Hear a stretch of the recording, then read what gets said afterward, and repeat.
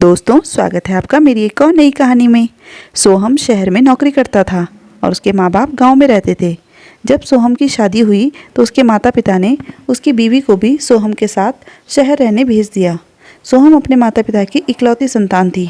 वह चाहता था कि उसके माता पिता भी उसके साथ शहर आकर रहें, पर उसके माता पिता का कहना था कि जब तक उनके अपने हाथ पैर सलामत हैं तब तक वे गाँव में खेती बाड़ी कर सुकून से रहेंगे और उसके बाद बुढ़ापे में जब ज़रूरत पड़ेगी तो उसके पास शहर में रहने आ ही जाएंगे।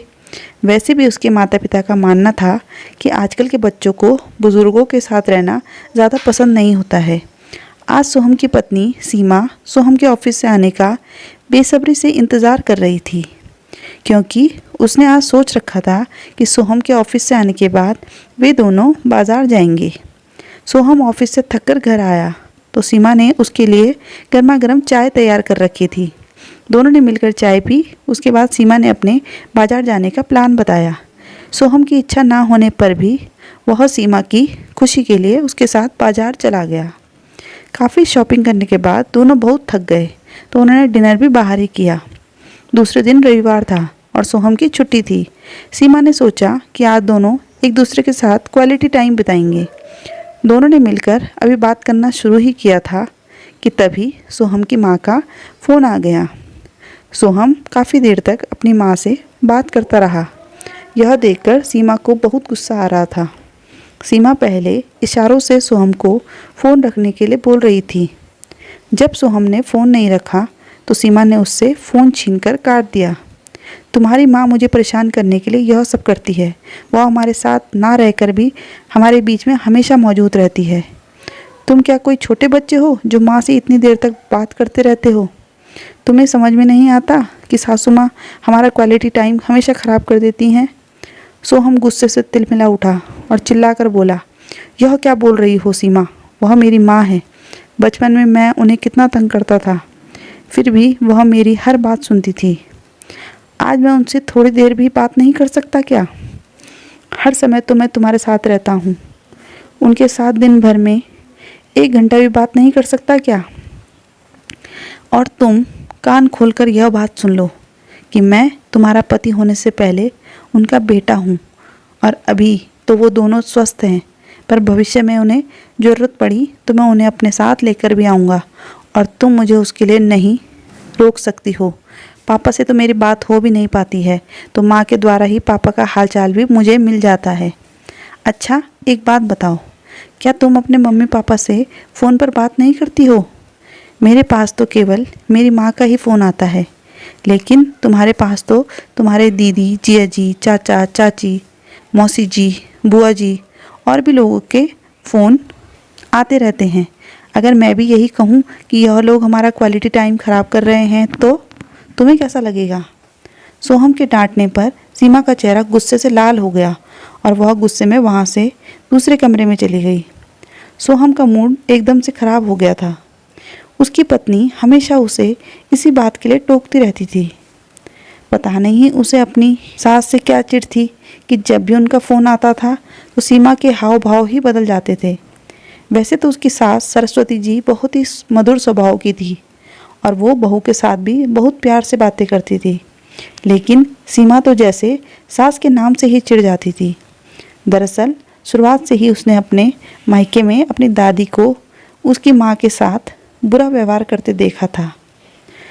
उसके मन में सास की एक बुरी छवि बन चुकी थी और वह हमेशा यही सोचती थी कि सास हमेशा बहू को परेशान ही करती है। शादी होने के बाद वह कभी भी ज़्यादा दिनों तक अपनी सास के साथ नहीं रह पाई, इसलिए वह अपनी सास को भी समझ नहीं पाई थी। एक बार अचानक से सोहम के माता पिता ने शहर आने का प्रोग्राम बना लिया। अब तो सीमा का मन बहुत विचलित हो उठा। वह सोचने लगी कि जिन लोगों से सोहम के फ़ोन पर बात करते हुए भी उससे सहन नहीं होता है, वह अब उनके साथ ही रहेंगे। सीमा के लाख मुंह बनाने पर भी सोहम अपने माता पिता को घर ले आया। सरस्वती जी अपने बेटे सोहम के साथ साथ अपनी बहू सीमा के लिए भी खूब सारे तोहफे और साड़ियाँ लेकर आई थी। सीमा ने उनकी लाई साड़ियाँ एक तरफ अपने कमरे में पटक दी। सीमा अपने काम से काम रखती और उन लोगों से ज़्यादा बातचीत भी नहीं करती थी। यहाँ तक कि जब सोहम उनसे बात करता तो वह भी उसको पसंद ना आता था। एक दिन सीमा ने अपनी सहेलियों के साथ बाहर घूमने का प्लान बनाया। जब वह अपनी सहेलियों के साथ घर को वापस आ रही थी तो अचानक से उसका पैर मुड़ गया और वह गिर पड़ी, जिससे कि उसके पैर में फ्रैक्चर आ गया। डॉक्टर ने उसे 1 महीने के लिए आराम करने के लिए कहा। उसकी सास ने तुरंत ही पूरे घर की जिम्मेदारी अपने ऊपर ले ली। उसकी सास घर का सारा काम करने के साथ ही उसे खाना बनाकर खिलाती थी, उसके लिए फल काट कर देती थी, उसकी दवाइयों का ध्यान रखती थी, उसे टॉयलेट बाथरूम लेकर जाने में उसकी मदद करती थी।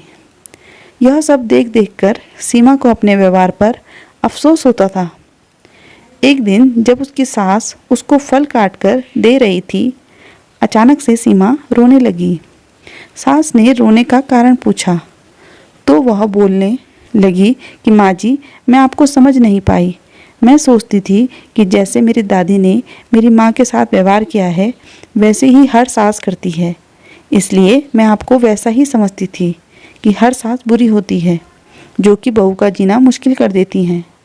सरस्वती जी बोली, बहू तुम अगर ऐसा सोचती हो तो गलत नहीं सोचती हो। बात दरअसल यह है कि मेरी सास भी मेरे साथ कभी अच्छा व्यवहार नहीं किया था और मुझे भी ऐसा ही लगता था कि दुनिया में कोई भी सास अच्छी नहीं होती है। जब कोई कहता था कि मेरी सास बहुत अच्छी है तो मैं चिढ़ जाती थी और मुझे लगता था कि कोई सास कभी अच्छी नहीं बन सकती। लेकिन उसी दौरान मेरे मन में यह ख्याल आया कि भले ही मेरी सास अच्छी ना रही हो, लेकिन मैं एक अच्छी सास बनकर रहूँगी। जितनी भी औरतें सास के अत्याचार सह रही हैं, तो क्या वह लोग भी सास बनने के बाद बहू को परेशान ही करेंगी?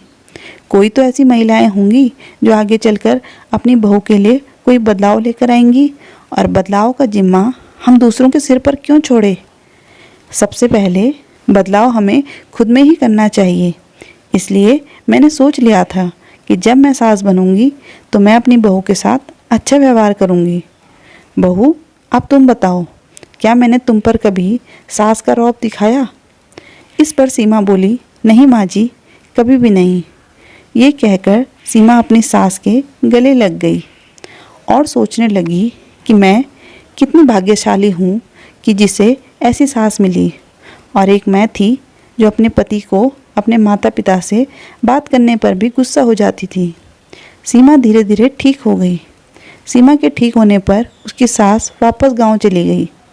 अब सोहम के फ़ोन लगाने से पहले ही सीमा अपनी सास को फ़ोन लगा लेती और उनसे खूब बातें करती। अब सोहम को भी सीमा से कोई नाराज़गी नहीं थी। दोस्तों, आज की कहानी आपको कैसी लगी हमें कमेंट में ज़रूर बताइए। कहानी पूरी सुनने के लिए धन्यवाद।